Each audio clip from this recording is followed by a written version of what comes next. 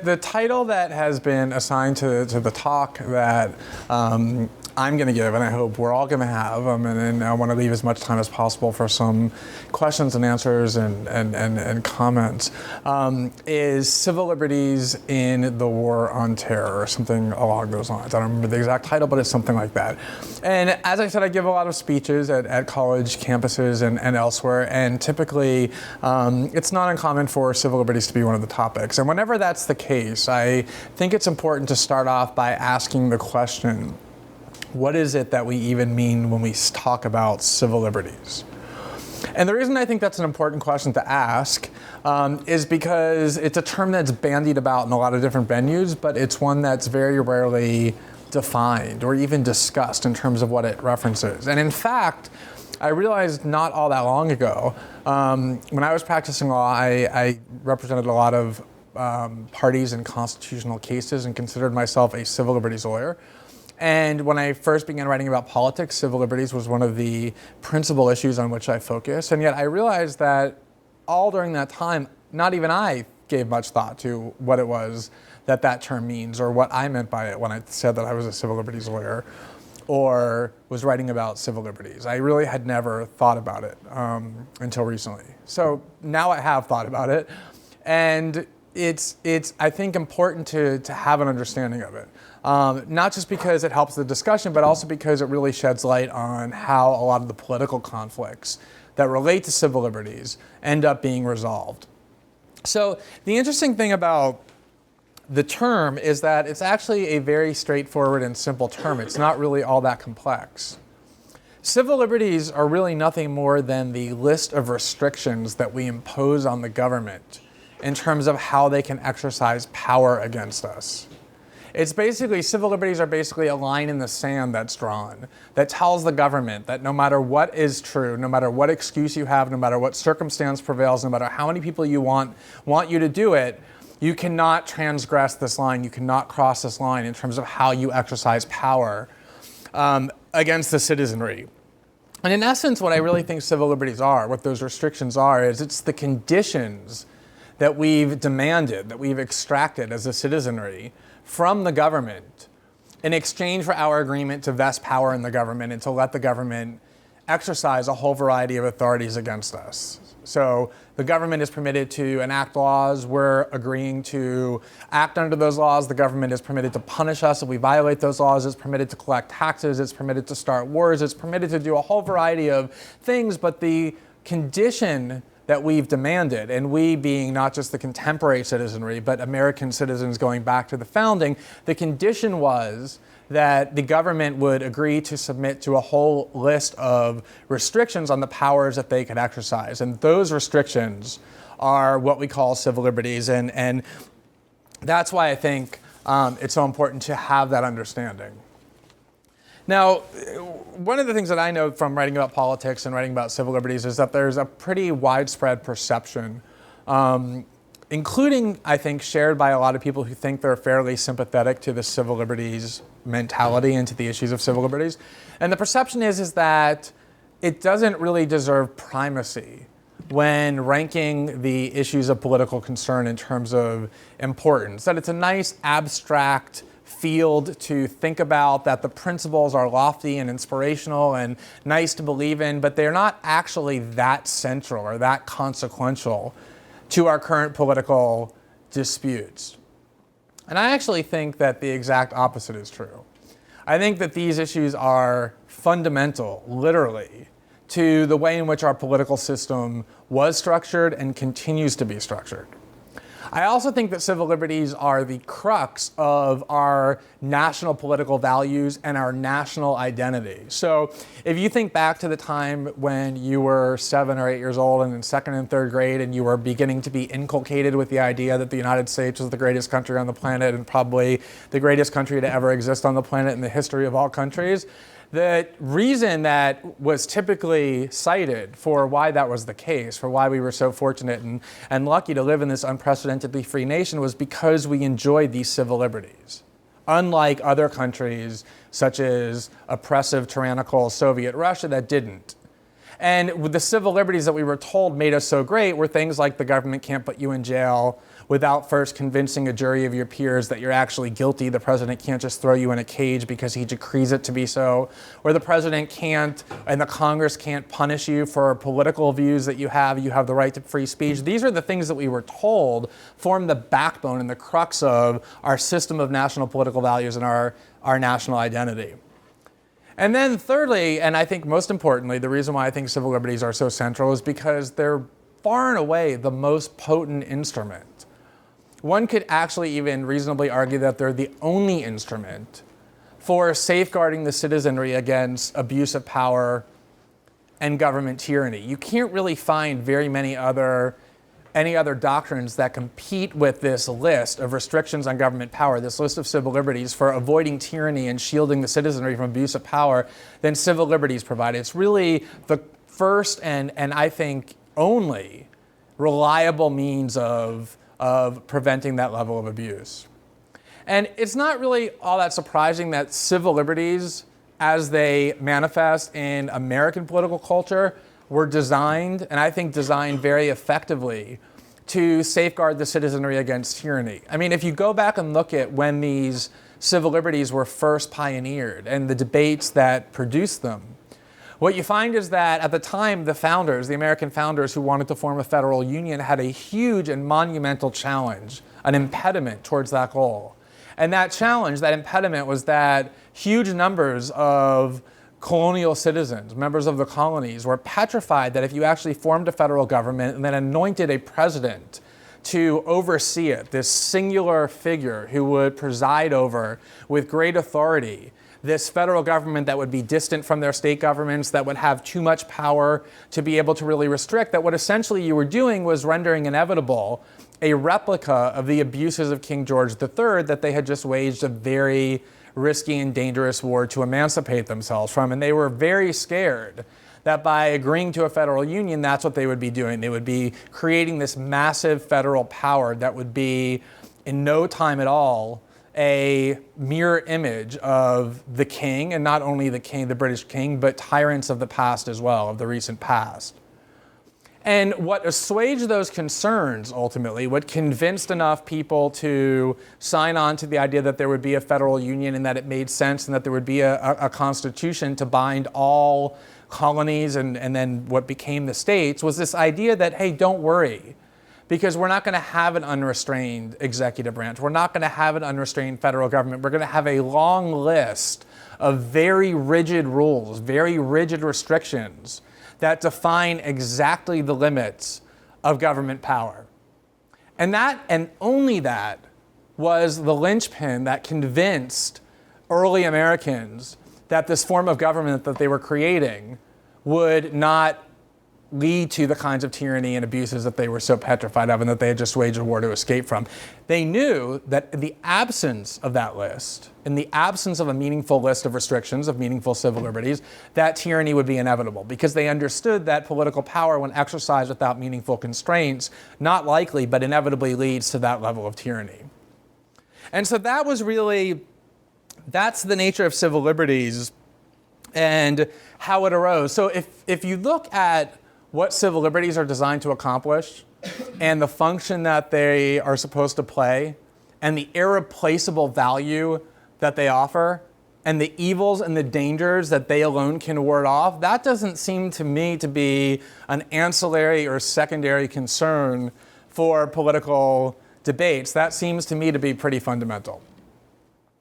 Now, one of the things I said earlier was that the concept of civil liberties is a pretty straightforward and simple idea to understand, and I think that's true. But what makes it simpler and even more straightforward still is that we don't actually have to guess at what these civil liberties are. We don't have to have debates about what the list is of restrictions that the government is barred from crossing. We're fortunate that that list exists in a single document called the Constitution, and more specifically the Bill of Rights and the amendments to it. And it's a very clear list. Anybody can look at it and should look at it. And you read them, and when you're done reading them, you know exactly what the lines are that the federal government is barred from crossing under all circumstances. Now, of course, it's true that there's some reasonable debates possible and some reasonable debates that do occur about the meaning and scope and applicability of some of these restrictions of some of these civil liberties. So you could have a debate about what is it that the Fourth Amendment means when it says that the government shall not engage in unreasonable searches and seizures. What is an unreasonable search and seizure?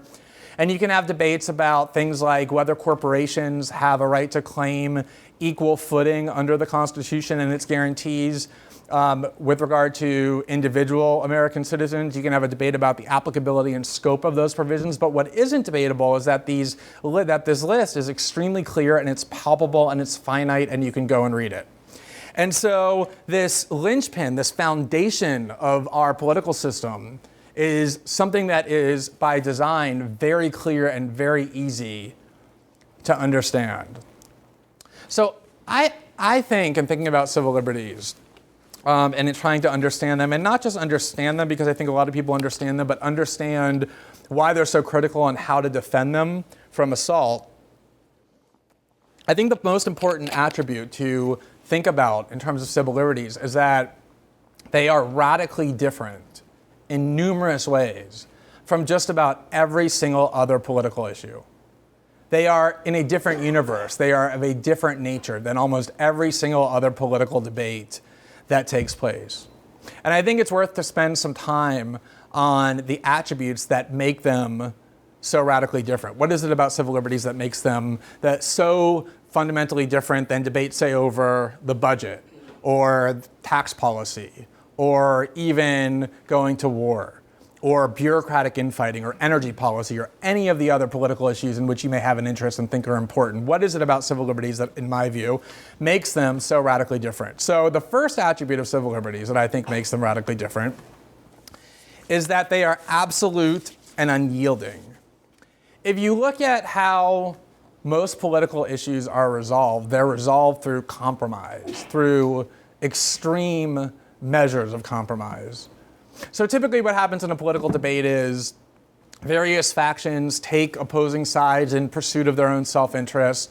And then you have various ideological extremists across the spectrum who take various positions based upon their ideology and their political self-interest. And you have this major clash of all kinds of factions motivated by all sorts of different incentives trying to fight over the ultimate outcome.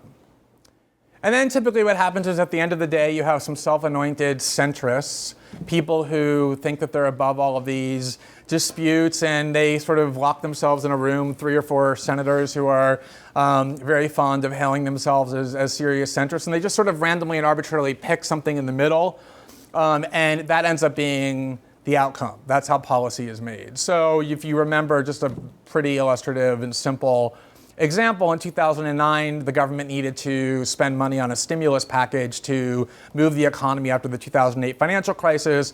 Liberal economists wanted to spend $1.4 trillion. The White House wanted to spend $900 billion. The right-wing faction of the Republican Party wanted to spend a few $100 billion, mostly in tax cuts for the rich. And so at the end of the day, Susan Collins and Ben Nelson and Arlen Specter and a couple other people like that got in a room and they just kind of picked $700 billion out of the air, sort of like you pull a rabbit out of the hat, and that became the stimulus policy of the United States. That's how policy is typically made, through extreme levels of horse trading by lobbyists and corporations and compromise by politicians. That is not the case for civil liberties at all. Civil liberties are not susceptible to compromise. As I said before, they're absolute and unyielding. And the reason that I say that is because if you just look at the Bill of Rights, you'll find that the language used to express these protections uses the language of absolutism. So you just look at the amendments. Congress shall make no law abridging the freedom of speech or freedom of press. And the right of the people to be secure in their papers and property and homes against unreasonable searches and seizures shall not be violated. And no warrant shall issue except upon a finding of probable cause. And no person shall be deprived of life, liberty, or property without due process of law. These are absolute in their expression. They don't admit the kinds of compromises or exceptions that virtually every other political issue entails.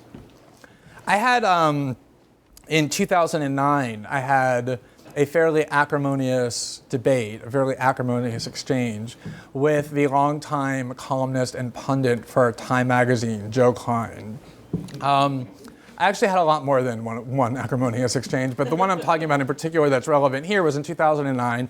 And what had happened was we had some disagreement over a civil liberties issue. He was in favor of a bill that would have responded to the illegal Bush surveillance program by basically legalizing the eavesdropping that they had done and then retroactively immunizing the telecommunications firms that had participated against the law in these programs by turning over their clients' records to the government without warrants. He was in favor of that bill and I was against it. That was the dispute, but it quickly became very acrimonious and personal and intense. And as each segment of the debate progressed, he became much more committed to heaping all sorts of personal insults on me. That's how the debate progressed.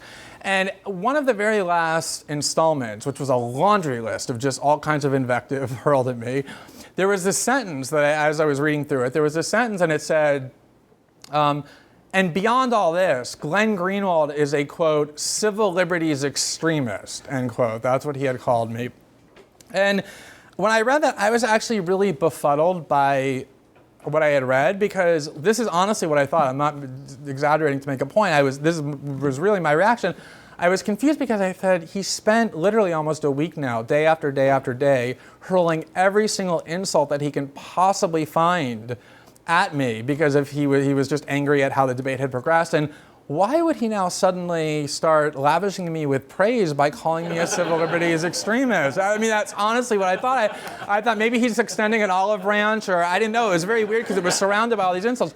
And it actually took me a minute or two, and then I realized, wait a minute, actually, now I understand. When he calls someone a civil liberties extremist, he actually means that as an insult. That was inconceivable to me. And in fact, as it turns out, the term civil liberties extremist is one that I love so much that I had actually considered for a little while writing in my will that I wanted that on my tombstone. Here lies Glenn Greenwald, civil liberties extremist. That's how much I love that term. I mean, I ultimately decided not to do that because I didn't want to be linked for all of eternity to Joe Klein. But I actually considered that to be, a really good compliment. And the reason is because if you read the Bill of Rights and you think about civil liberties, it isn't possible to believe in the Bill of Rights and in the core liberties that the founders sanctified in the Constitution without being a civil liberties extremist, because the guarantees, the liberties themselves are extreme and absolute by their nature. And to see how true that is, just think about the fact that once you start compromising with the Bill of Rights and with the list of civil liberties that restrict government power, once you start saying it's okay to let the government cross the line in this particular case with regard to this particular group, or it's okay and I'm going to acquiesce to letting the government in this particular case, I'm going to compromise and let them do it here to that individual over there because I think it's justified, then the Bill of Rights no longer exists by definition. Because then these are no longer guarantees, these are no longer lines that cannot be crossed by the government. These just become guidelines, options, suggestions for what the government sometimes will do and sometimes won't do. And typically the people who need the protection the most, the ones who are most marginalized in society, will be the ones who end up bearing the brunt of the exception. So I think that that's one important factor that distinguishes civil liberties. They are unyielding and absolute and not subject to compromise. The second attribute that I think distinguishes civil liberties radically from all other issues is that civil liberties are anti-democratic. They're anti-democratic. They're hostile to democracy. And what I mean by that is not merely that they're anti-democratic in effect. I mean that they're anti-democratic in design. They were built to be undemocratic, anti-democratic, an enemy of democracy. And it's weird to say that when you first hear it, because that typically is something that's said about bad things, that it's an enemy of democracy, it's anti-democratic. And that distinguishes it from virtually every other political issue, because most political issues are resolved by majoritarian will. If you have an election, the person who wins is the one who gets the most votes. If there's a bill in a legislative branch, the bill gets enacted if a majority of people vote in favor of it. Polling data is interpreted so that policies are deemed popular when a majority of people vote for it. Almost every political conflict is determined by majoritarian will. What the majority wants is what the majority gets. That's the definition, more or less, of democracy. That is not the case with civil liberties. It doesn't matter in the slightest if 85% of Americans want the Congress to enact a law abridging free speech. They're still not allowed to do it. And it doesn't matter in the slightest if 95% of Americans want to put people in cages, imprison them, without giving them a trial or other forms of due process. It doesn't matter. The Constitution doesn't allow it. What these protections really are intended to do is to tell the majority, not just the government, but the majority, that there are lines that they too cannot cross. And the interesting part about that is that the founders, because we perceive that we live in a democracy, but the founders didn't think that they were creating a democracy. They actually hated democracy. They thought that democracy would engender what they called majoritarian tyranny, where majorities would get together and do all kinds of pernicious and odious things, and I think history has proven them right about that. So what they wanted to do was they did want an element of democracy. They wanted leaders elected by majoritarian votes. They wanted members of Congress who were representing people to enact the laws through majoritarian, but they needed safeguards against it. And the safeguards were these guarantees that are set forth in the Bill of Rights. They're not there to protect majorities. They're there to protect minorities against things that the majority might do that they shouldn't do. So they were afraid, for example, that if you had an unpopular opinion, majorities would get together and criminalize your view. And that's why they wrote the First Amendment and said, there is no law that can be made abridging free speech. They had some less noble concerns and fears as well. They were mostly landowners and quite wealthy ones at that. And one of their big fears was that in a pure democracy, the poorer elements of the country that would form the majorities would get together and take their land, confiscate their property, and redistribute it. And so the Fifth Amendment's guarantee that no person shall be deprived of property without due process of law was a way of protecting their entitlements. But throughout these amendments, what we find is an anti-democratic mindset. When I was litigating cases before I started writing about politics, one of the areas in which I focused was defending free speech, the free speech clause of the First Amendment. And in order to do that, I represented a lot of people with some extremely pernicious and odious and repugnant views. People like white supremacists and anti-Semites and a whole litany of horrendous people and horrendous views. And so a lot of times, all the time in fact, people would say to me, I support your enthusiasm for the First Amendment. I, of course, believe in free speech just like you do, but why is it that you have to represent the lowest dregs in order to defend these principles? And my answer was always the same. My answer was because those are the people whose views are the target of suppression and censorship. If you're somebody who has political views that are basically accepted by the majority, or if not accepted, at least tolerated as reasonable and acceptable within the mainstream, you are not somebody whose views are in danger of being suppressed and being censored by definition.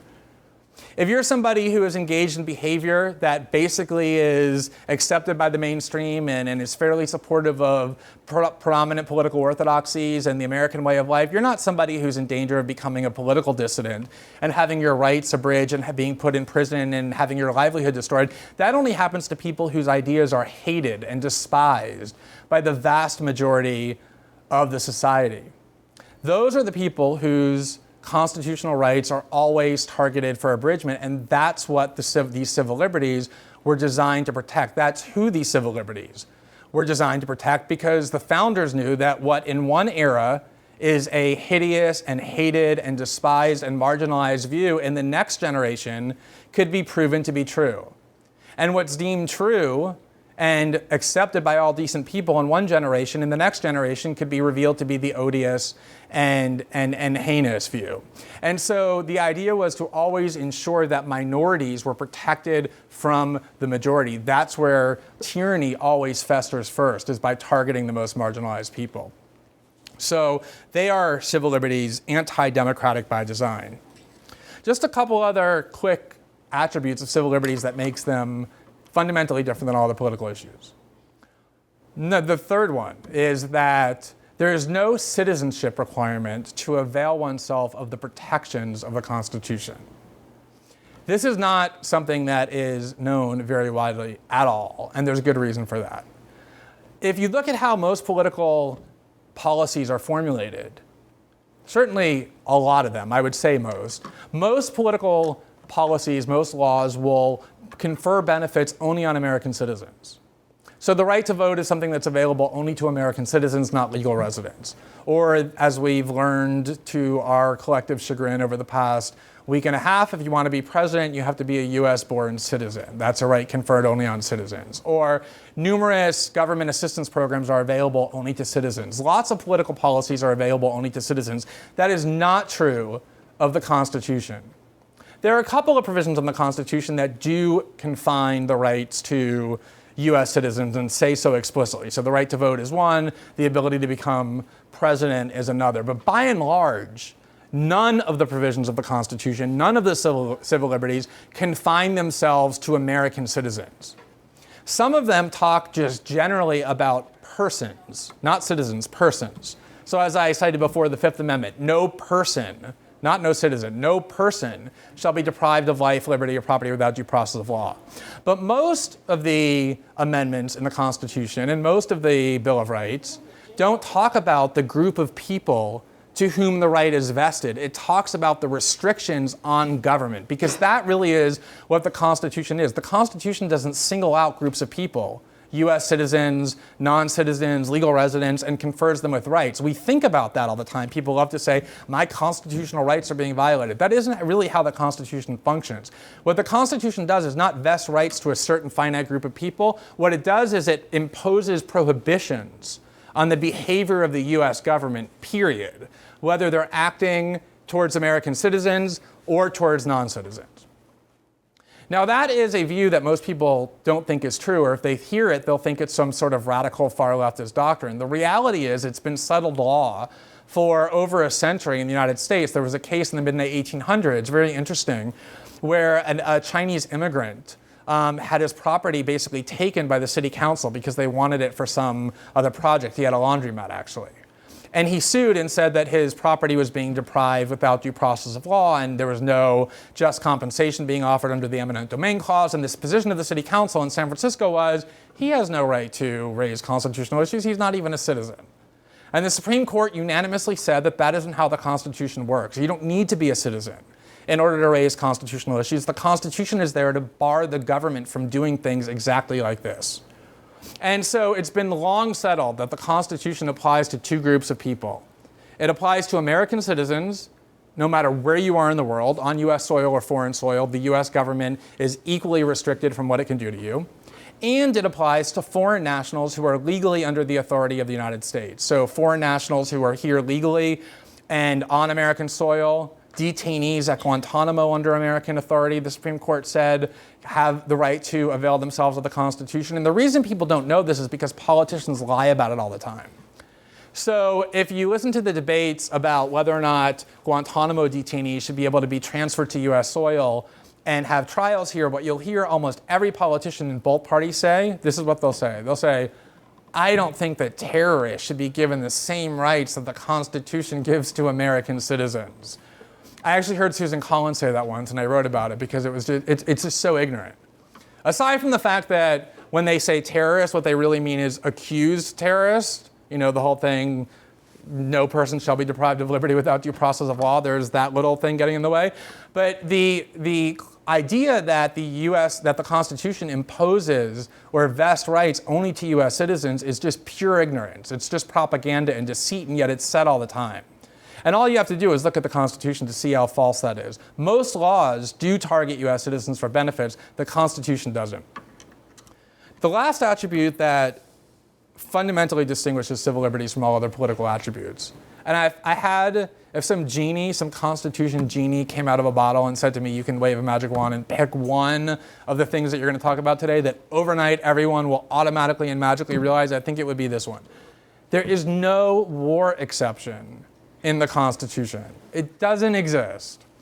And again, all you have to do is read the Constitution, and if anybody can find anywhere in there that says after it lists all the guarantees and rights that we have and all the restrictions that the government has, except in times of war, I will give you some huge prize. I'm not going to think about what it is because you're not going to find it, but it's not in there. And when I first started writing about politics, I would spend a lot of time confronting supporters of the Bush administration, and especially the radical theories of executive power that they had adopted. And invariably, what the debate always came down to, once it turned out that it was obvious that there was no legal authority for what they were saying and no constitutional authority for what they were saying, it was always the same argument. And the argument was, well, we're in a time of war. We're a nation of war. And I actually became convinced, and I still to this day think that this is true, that a lot of those right-wing followers at the time actually believe that there's two versions of the Constitution, one that says this is the one for peace and one that says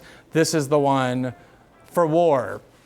And I would actually be a little bit sympathetic to this argument that, well, we have to loosen up the Constitution or decide that we're not going to follow it in times of war. If it had been the case, if it were the case, the people who wrote the Constitution just didn't really think about war and didn't realize that we might be at war one day. And so the argument would be, well, they just didn't know war, they didn't think about war, so we have to accommodate the wars that we're fighting.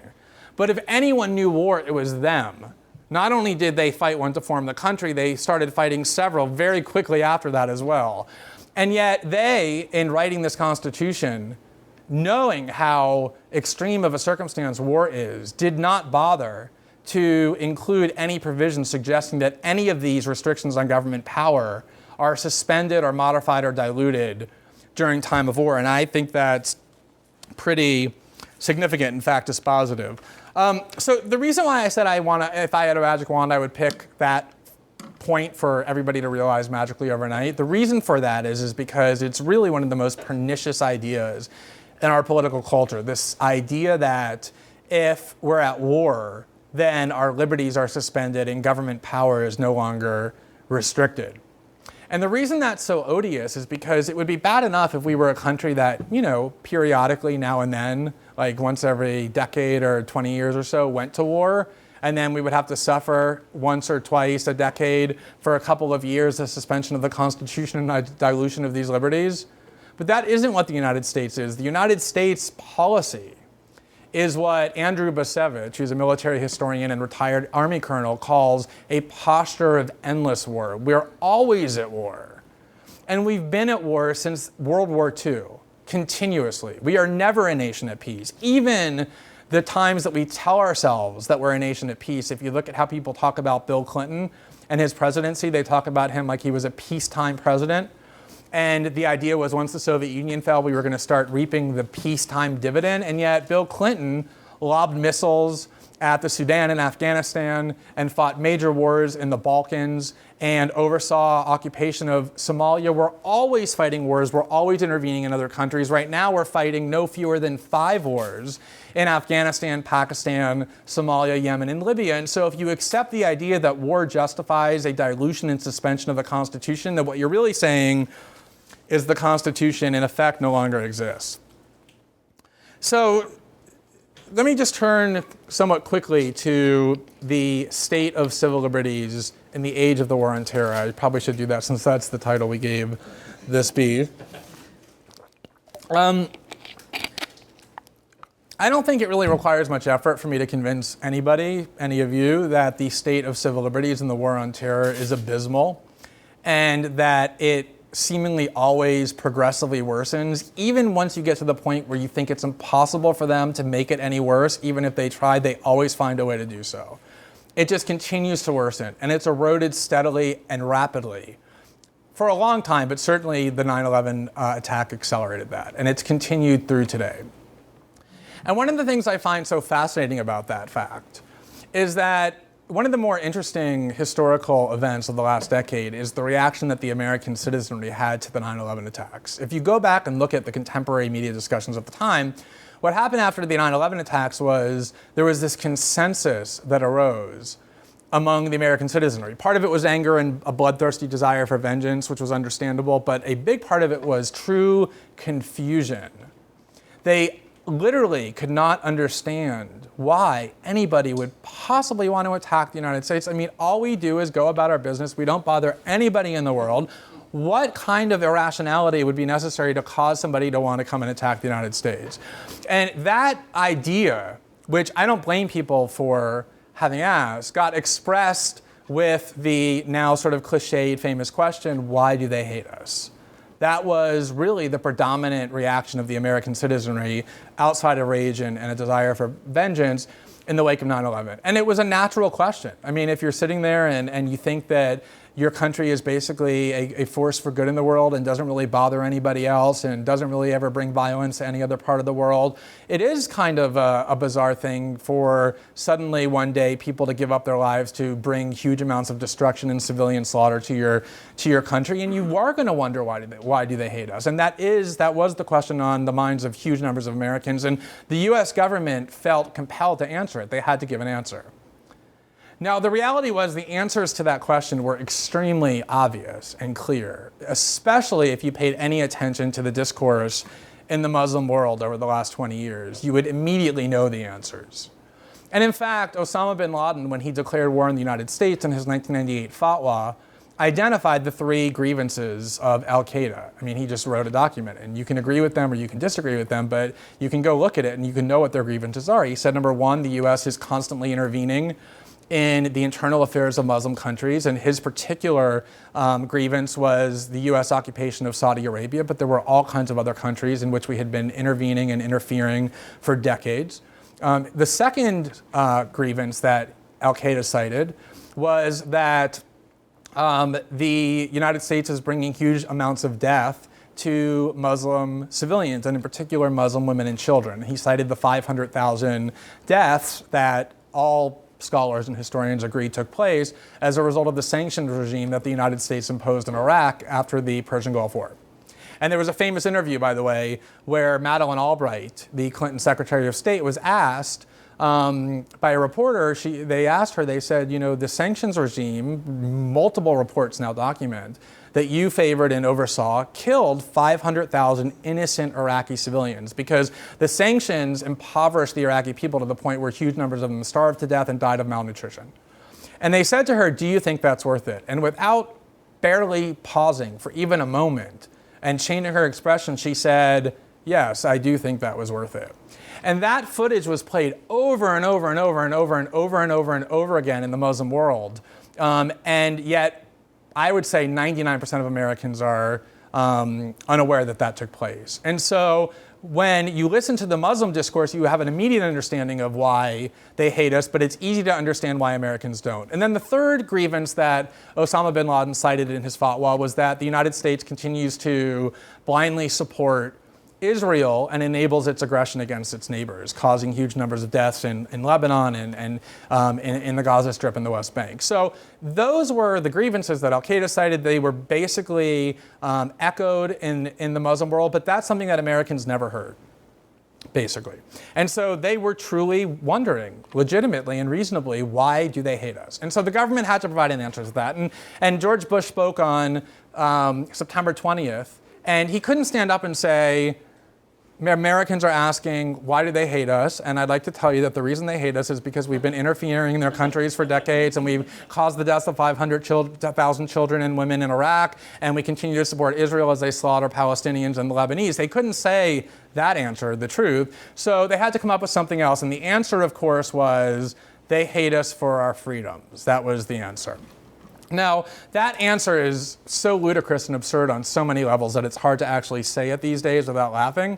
So I'm not going to spend any time explaining why, but what's so ironic to me and what is so interesting about that answer is that if that were true, if that really were the reason why Islamic radicals hated the United States and wanted to attack it because they hate us for our freedom, then what we've done over the last 10 years constitutes the greatest possible gift that we could give to those terrorists and Islamic radicals, because nobody has waged a more effective war on American freedoms, the things that those Islamic radicals supposedly hate, than the United States and its government has. And I just find that ironic. Just a couple last points, and then we'll have some questions and comments and the like. I also don't think that I hope it's true, and I think it is true, that I don't have to spend very much effort proving to anybody that the core architecture of Bush-Cheney terrorism policies and civil liberties assaults, the things that caused so much controversy when they were doing it, has been continued almost in its entirety by the Obama administration. When that used to be a provocative thing to say not all that long ago. That would be, in fact, something that if you said would generate levels of intense anger that you can't even begin to fathom. And I know because I was saying it pretty much from the start because it was obvious that that was the case. Now, though, it's become pretty much of a consensus that Obama has not just failed to reverse, but has actively embraced the Bush-Cheney approach, not just to terrorism and counterterrorism, but to civil liberties as well. So if you go and look at the premises of George Bush and Dick Cheney's theory of executive power and counterterrorism that caused so much controversy among Democrats back when Republicans were doing it, they were things like the entire world is now a battlefield. It used to be the case that battlefields were a very finite and well-defined segments of real estate or territory in various countries. And within a battlefield, you can exercise all sorts of unconstrained power. You can shoot people, you can, when you find them, you can take them and give them a military commission and execute them on the spot. Essentially, battlefields are law-free places. And so that's always been the case, and that's legitimately true. That's not just a United States doctrine. So to declare the entire world a battlefield in the war on terror, on the theory that traditional battles no longer happen, is to basically say that the powers that I just described that are unconstrained, that used to be confined to very identifiable battlefields, now exist without limits. They exist in the entire world. And then there was the idea that any accused terrorist, and this is sort of a corollary to the world as a battlefield principle, that any accused terrorist, even ones who are arrested while sleeping in their homes next to their children at 3 a.m., the way that Khalid Sheikh Mohammed so infamously was, that photograph that has appeared multiple times around the world of him waking up to American troops, that even if accused terrorists are arrested in their homes while sleeping, they are deemed to be combatants, engaged in combat at the time, and deemed to have been picked up on a battlefield because the world is a battlefield. And therefore, the president has the right to consign them to prison indefinitely without charges of any kind. That was another core premise of Bush-Cheney radicalism. And then there was the idea that the president had the authority to use military force, not just where Congress had authorized wars, but essentially anywhere. So anywhere George Bush wanted to, he would send drone attacks, he would send special forces, he would send assassination squads. The world is the battlefield. You no longer need Congress to authorize war. You can order the military to kill people, even outside of constitutionally designated war zones. Then there was the idea that the war on terror merited full-scale secrecy. So even when people sued the Bush administration and claimed that the president had broken the law, they would invoke very radical legal theories, like the state secrets doctrine, to tell courts that they had no authority to even learn about, let alone adjudicate whether the president had broken the law. He placed himself above the law through appeals to the need for extreme and even absolute secrecy in the war on terror. And then finally, there was the idea that these war on terror tactics could start to infiltrate domestic American liberties as well. So you saw things like the Patriot Act and the warrantless eavesdropping program, which was a criminal eavesdropping program, unquestionably, that for years led the Bush administration to read our emails and listen in our telephone calls without warrants.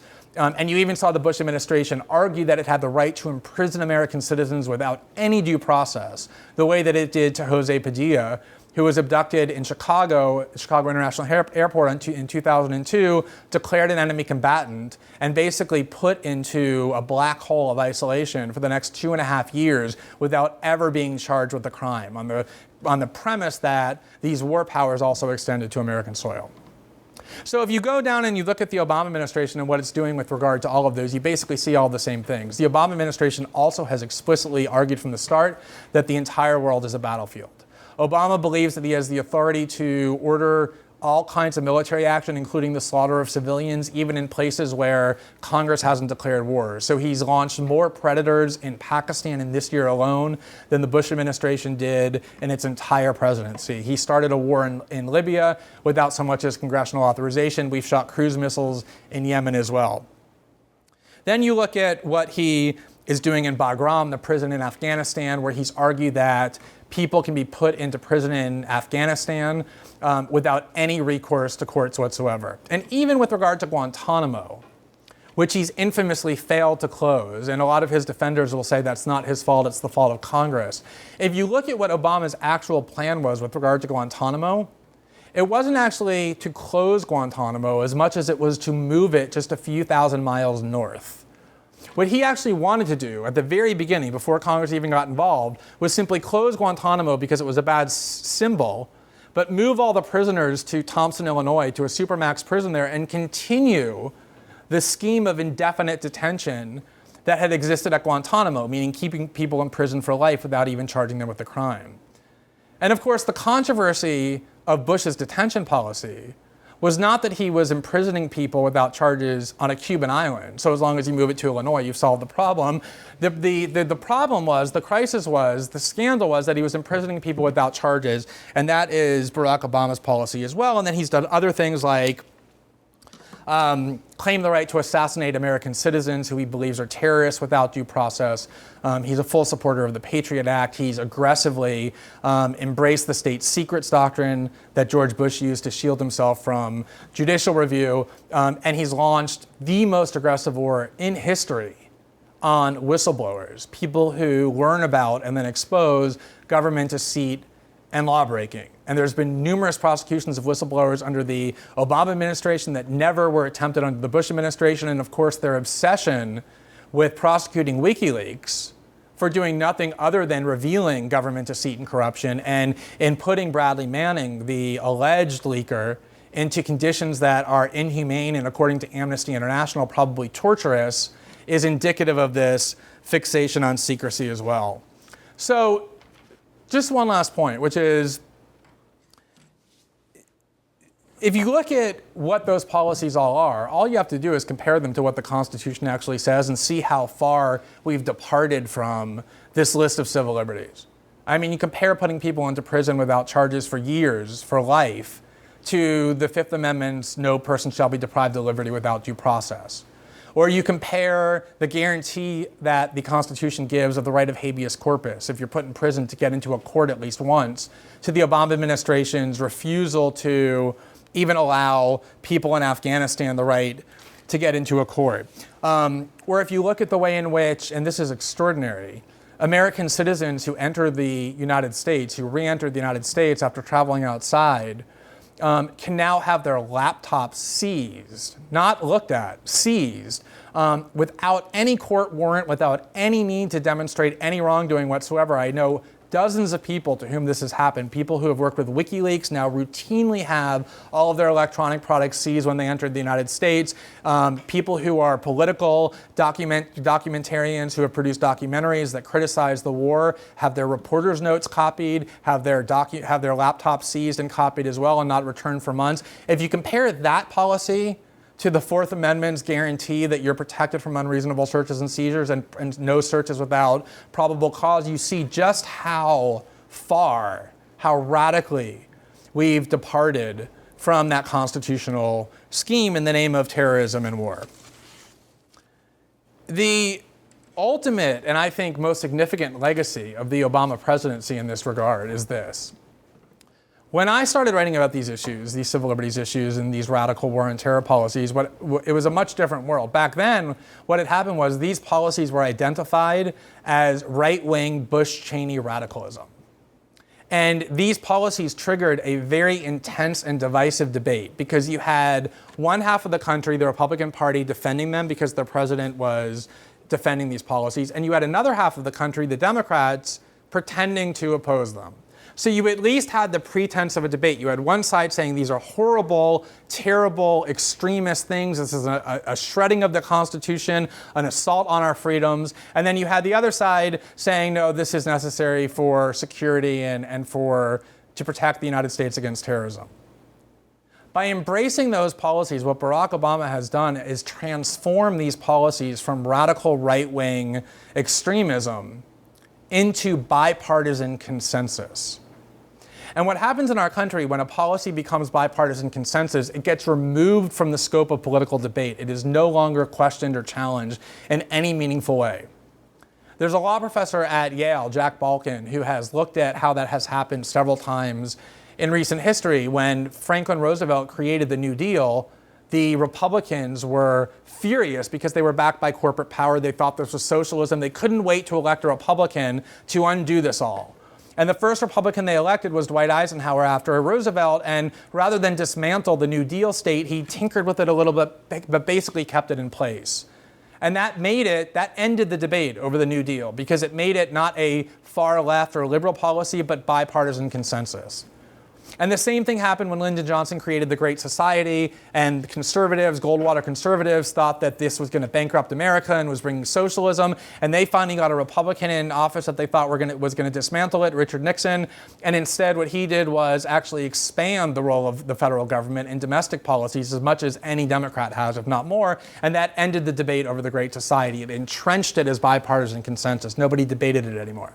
And that's what Barack Obama has done with what only 2 short years ago he himself said was a fundamental and radical assault on American liberty and American values, and was bringing disgrace and shame to the world. Jack Goldsmith, who worked in the Bush Justice Department and was a right-wing ideologue who supported all these policies, wrote an article in the New Republic last year celebrating the fact that Obama, he was complimenting him, had done more to entrench Bush and Cheney's terrorism and civil liberties policies than anything George Bush and Dick Cheney could have ever dreamed of doing, because he converted it into this bipartisan harmony. And you very rarely hear Democrats any longer, the people who were screaming about shredding the Constitution and impeaching George Bush and Dick Cheney over these policies, you very rarely hear them talking anymore about these policies, because there's no longer any political value to it, because it's not the Republicans doing it, but their party's president.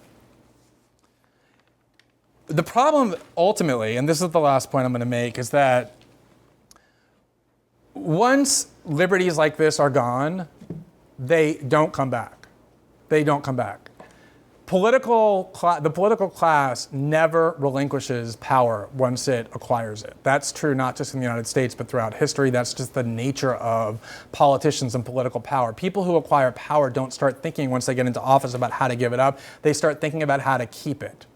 And so once these liberties are gone in the name of this specific war, this specific battle, it means that they're gone forever.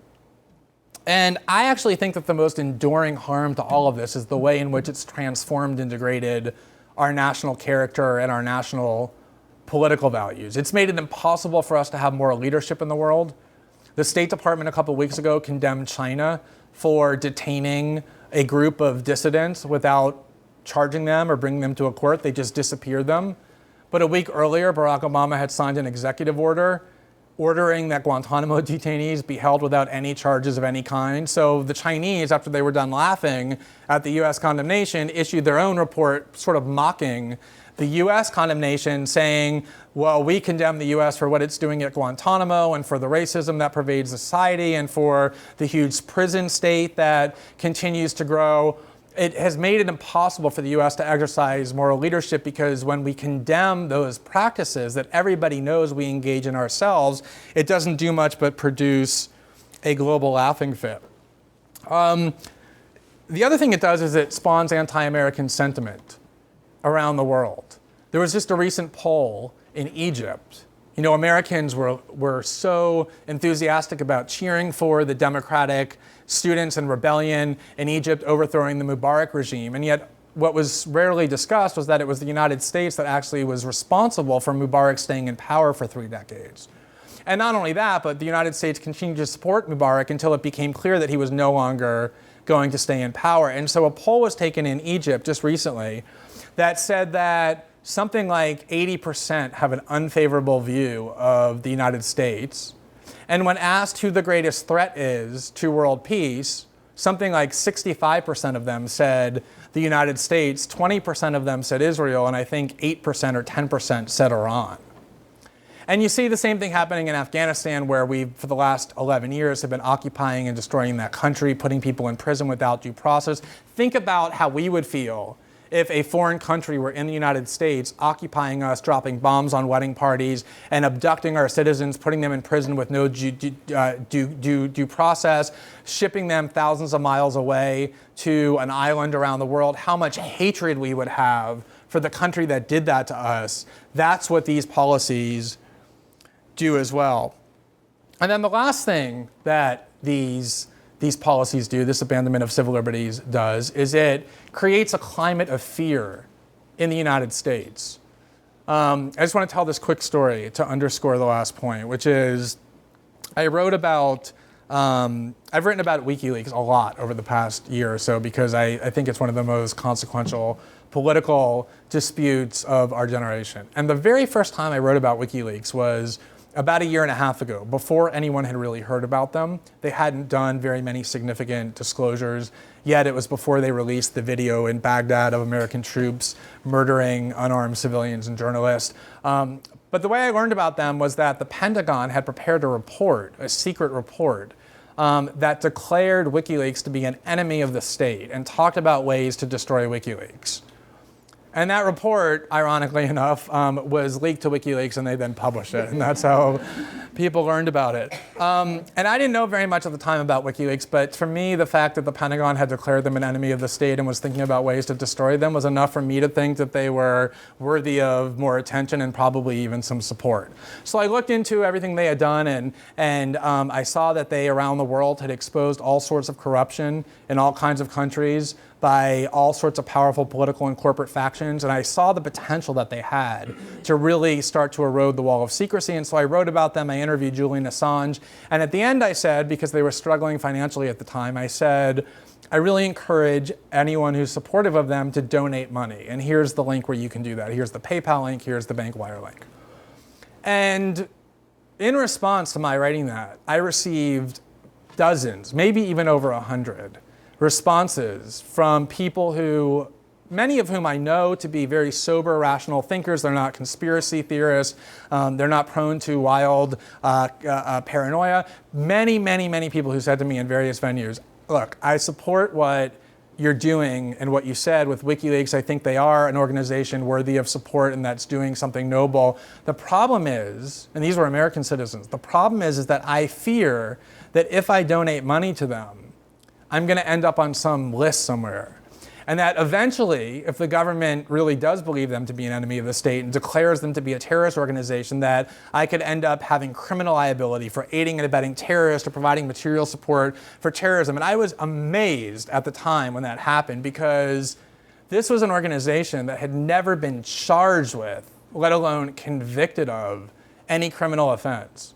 And yet here you had huge numbers of Americans who were petrified of exercising their First Amendment right, which is what that is when you donate money to a political organization whose cause you support. It's the right of free association, and it's the right of assembly, of petitioning the government, and it's the right of free speech. And yet they were fearful and voluntarily renouncing those rights that they have, because the climate of fear that gets created when the government shows you that it will cross these lines at will, and that there's nothing you can do about it, is very pervasive. It's very potent. And it's probably more degrading than any other single danger that I've talked about in terms of the erosion of civil liberties. So with that happy note, I will end and thank you for listening and take whatever questions you might have. I don't know how much time we have.